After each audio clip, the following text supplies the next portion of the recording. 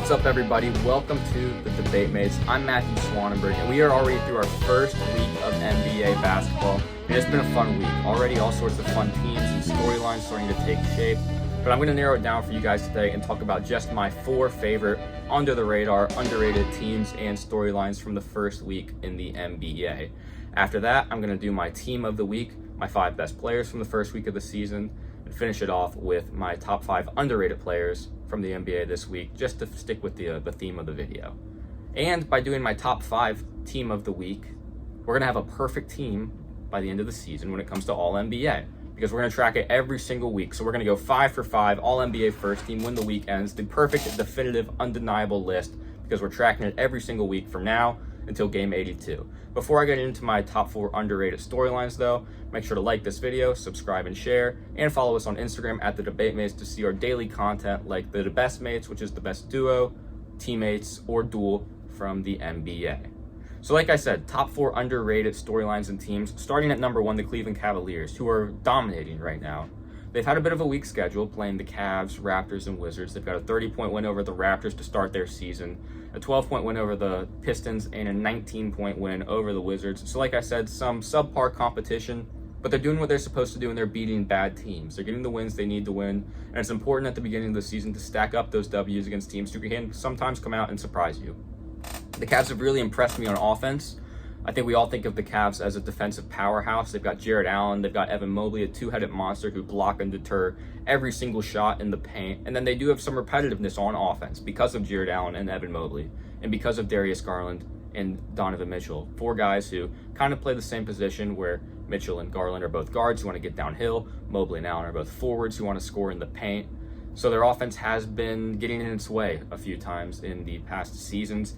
But this year they look great. Great floor spacing. Evan Mobley has shown an ability to get the ball and take it coast to coast. Darius Garland hasn't really been great, but Donovan Mitchell's picked up the slack. And then off the bench, these Cavs are deep. They have 6 guys averaging double figures right now. Ty Jerome has been awesome out of UVA. He's been in the league for a while and never really found a home, but with the Cavs, he looks great. Whole lot of assists, a high plus minus. Karis LeVert's shooting 70% from the field right now. This is a guy that's been in 6th man of the year conversations. It feels like forever, ever since he was in Brooklyn. And he's having a great year so far, averaging double figures. 70% from the field probably won't last, but the double figure scoring I think could.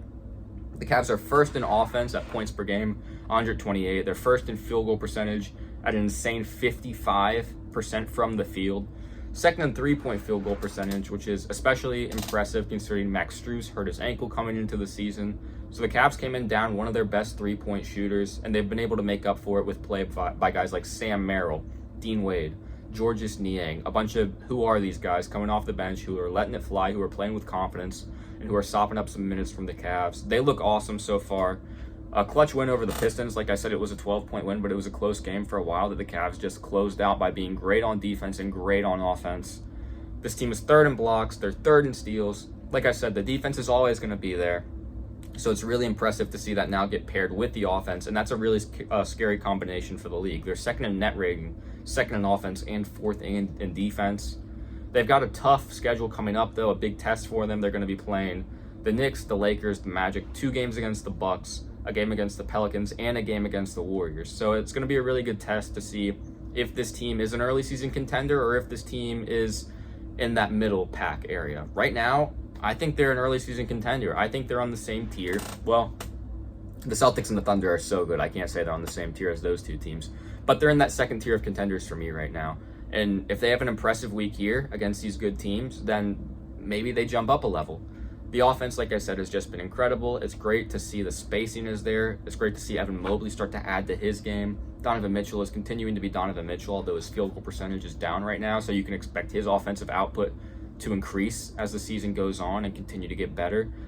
Darius Garland is a guy who's still trying to find his footing after being out for a lot of last season with a broken jaw.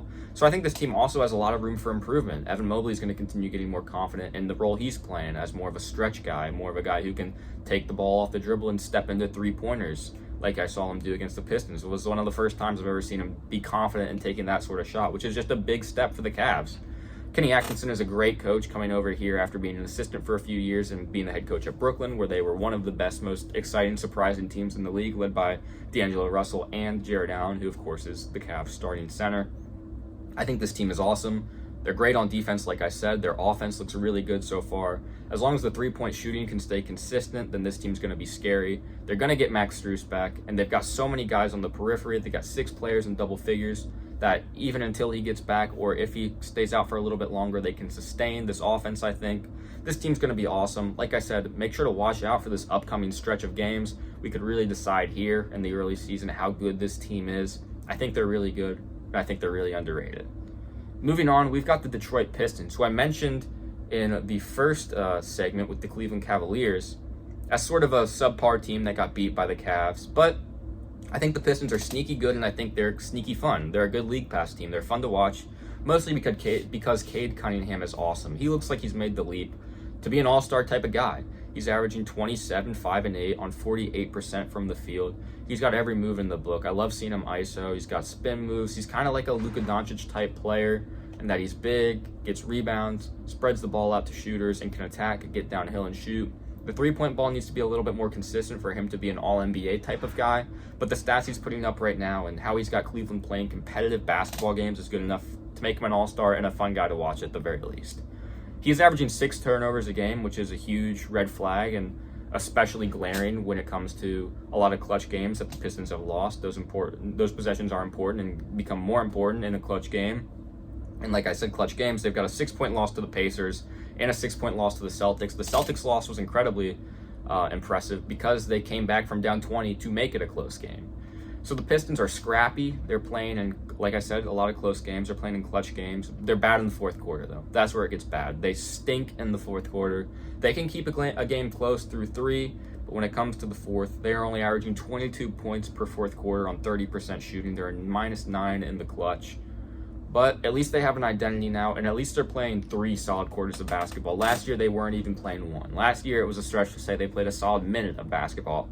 The team had no fight in them. It looked like they had quit on Monty Williams. It looked like Monty Williams had quit on them. JB Bickerstaff, their new head coach, at least looks like he believes in the guy. He's got him playing a competitive brand of basketball. He's got him playing gritty.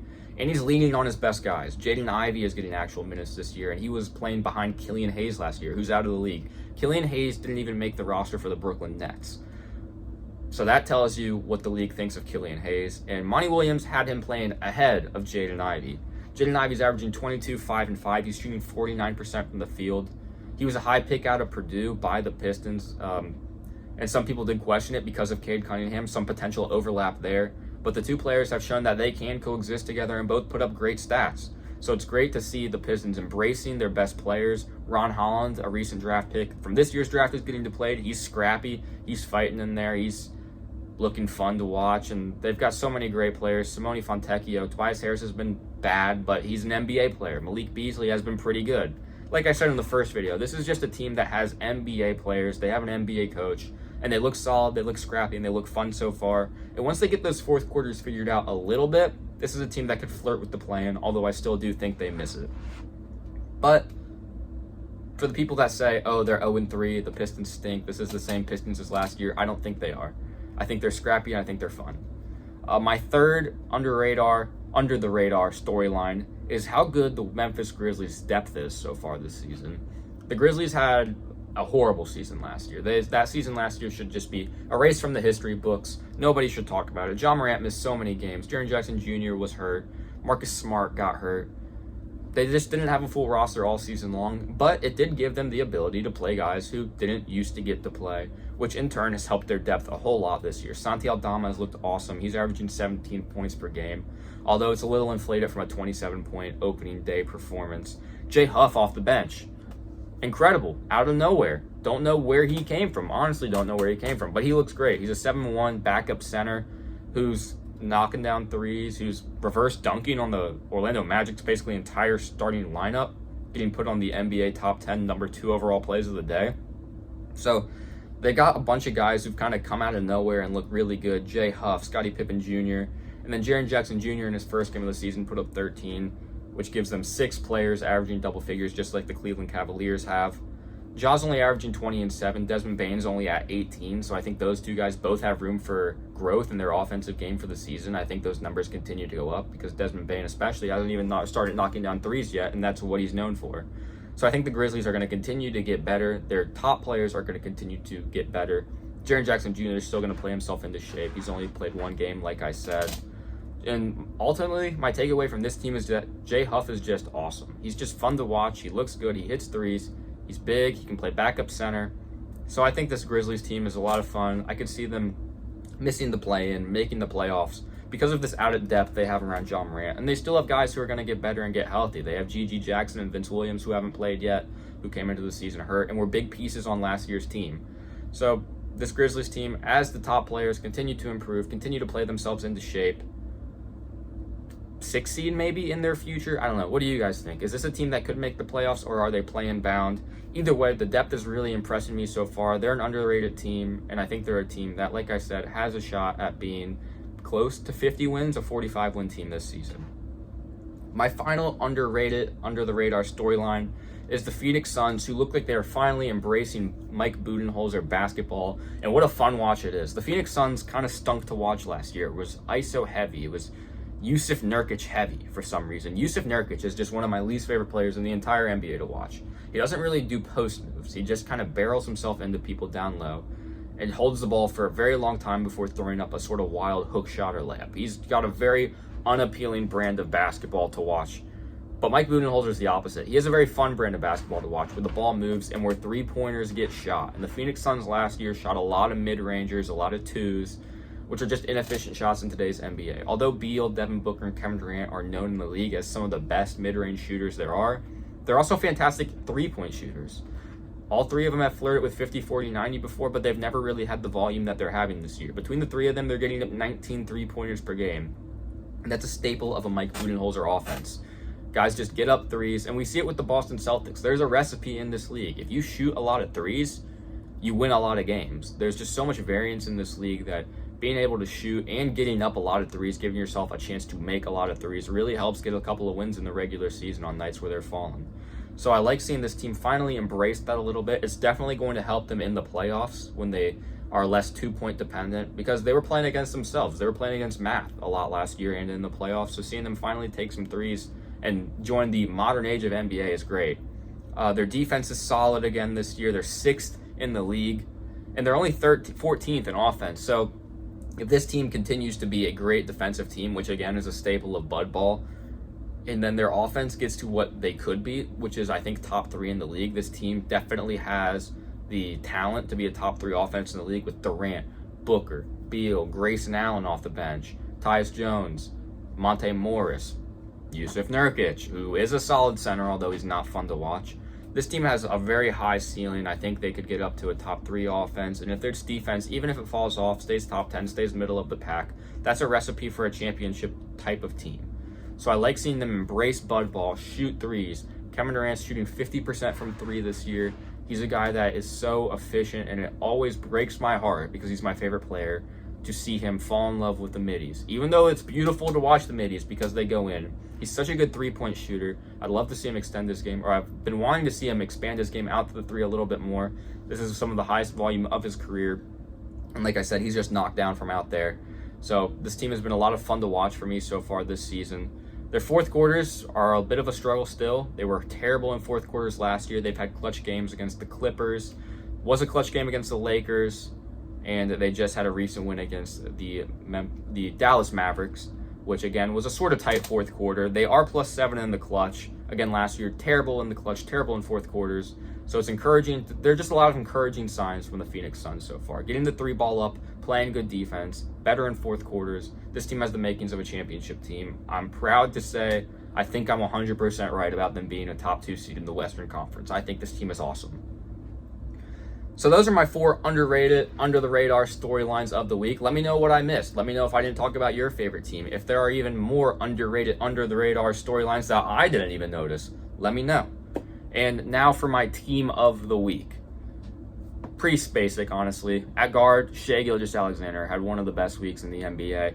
He had his first 30-point game of the season last week. The Thunder are 3-0. He's averaging 29, 9, and 6 on 45% shooting. 3 ball is starting to look a little bit more confident, a little bit more comfortable in it. He's stepping into it with a bit more confidence.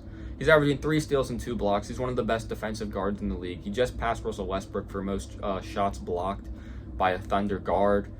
So this guy's long, lanky, got all the tools to be a good defensive player, and we already know what he can do on the offensive end. He's going to have an MVP type season. Everybody knows it. So he is on my first ever first team of the week.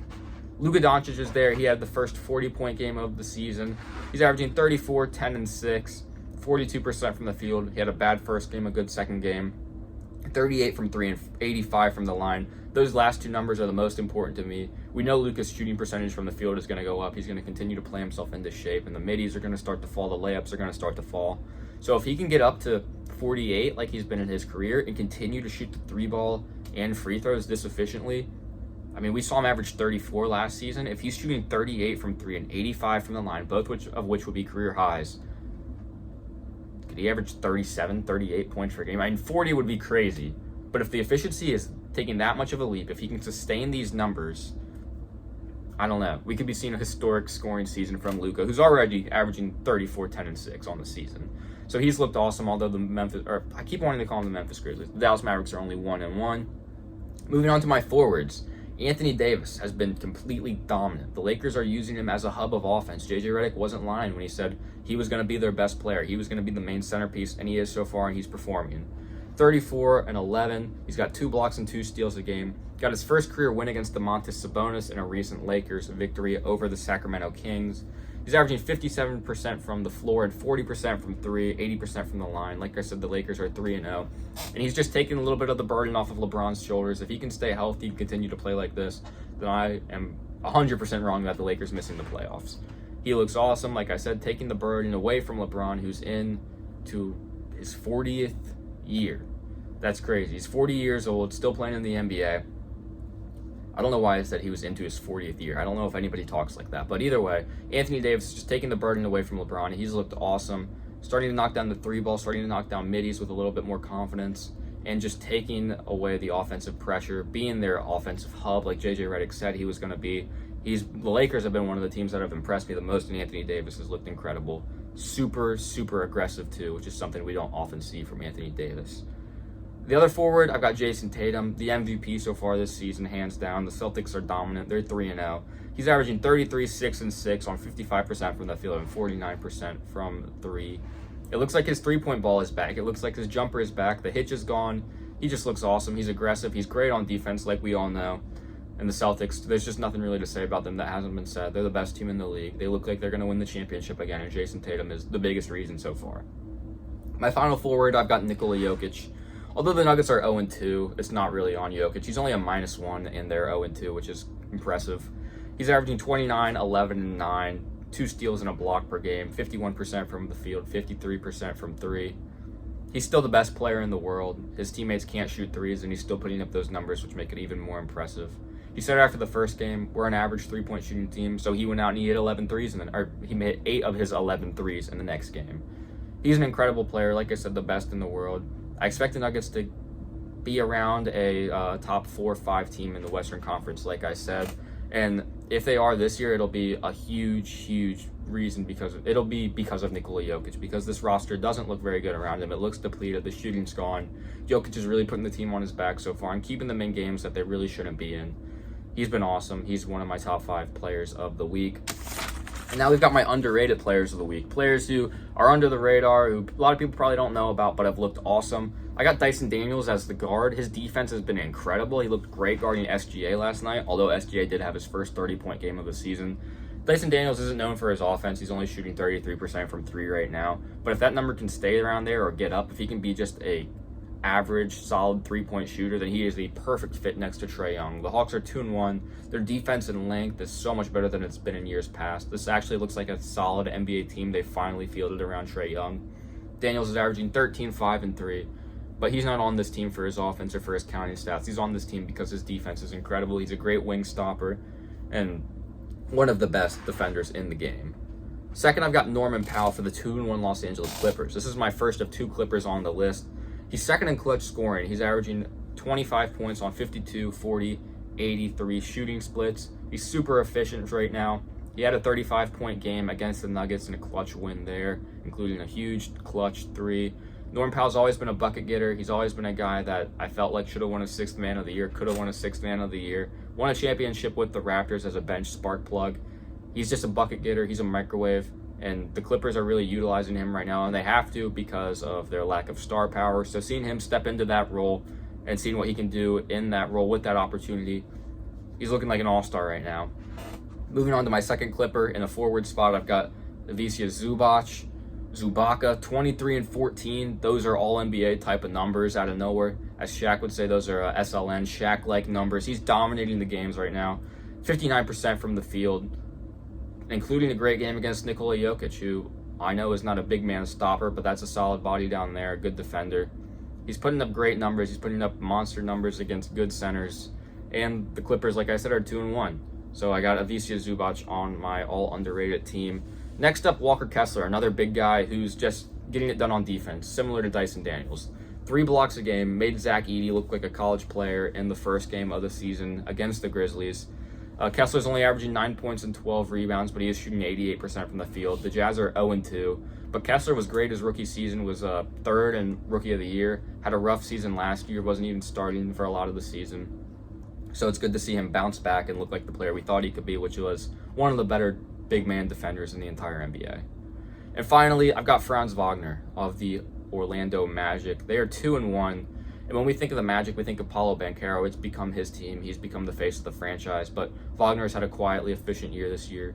He's shooting 46% from 3, which is huge because he is a kind of bad three-point shooter. He was in the Olympics and he was last season. So to see his numbers going up like that, it means that the production on offense is going to continue to get better.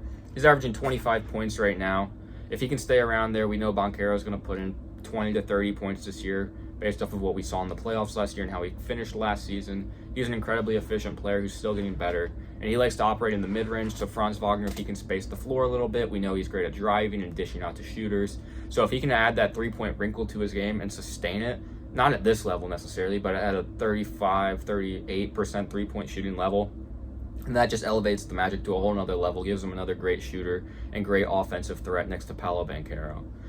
So there you have it, my all underrated team of the week, my all NBA team of the week, and my 4 underrated storylines of the week. Again, let me know what I missed. Let me know if there are any storylines or players I didn't mention who are having great seasons so far, who are under the radar. And I will be back next week for another episode of The Debate Mates. Thank you all for watching.